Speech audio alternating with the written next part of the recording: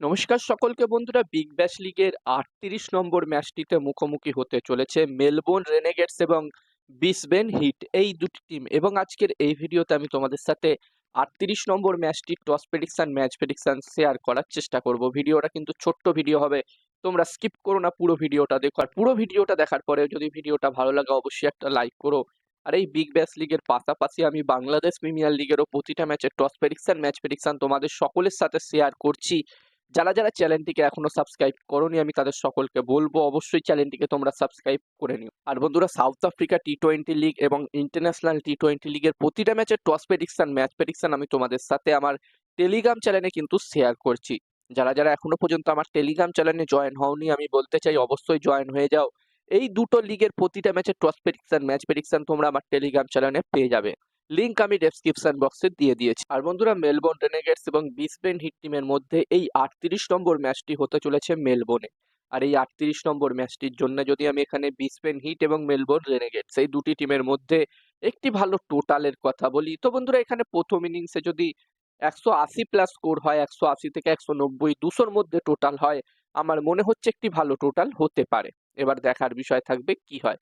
যেখানে আমরা সকলেই জানি যে মেলবোর্ন ক্রিকেট গ্রাউন্ড অনেকটাই বড় স্টেডিয়াম, তাই এখানে ১৮০ থেকে ২০০-র মধ্যে টোটাল একটি ভালো টোটাল হতে পারে, একটি ভালো স্কোর হতে পারে। আর বন্ধুরা, এখানে এই দুটি টিমের ওভারঅল পারফরমেন্স নিয়ে যদি কথা বলি, তো মেলবোর্ন রেনেগেডস টিম যেখানে তাদের ৯টা ম্যাচের মধ্যে ৩টে ম্যাচ জিতেছে এবং বাকি ৬টা ম্যাচ হেরেছে, এবং মেলবোর্ন রেনেগেডস টিম এই মুহূর্তে পয়েন্টস টেবিলসের একদম নিচে ৮ নম্বর পজিশনে আছে।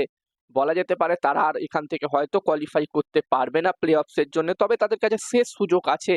এই ম্যাচটি যদি তারা জিততে পারে তাহলে কিন্তু তাদের কাছে শেষ সুযোগ আছে এখানে প্লে অফসের জন্য কোয়ালিফাই করার। যদিও সেটা ডিপেন্ড করতে হবে অন্য টিমগুলো কিরকম পারফর্ম করছে তার উপরে।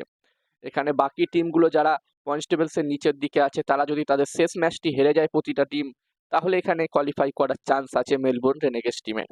এবার দেখার বিষয় থাকবে তারা এই শেষ ম্যাচটি জিততে পারে কিনা, তাদেরকে আগে এই ম্যাচটি অবশ্যই জিততে হবে।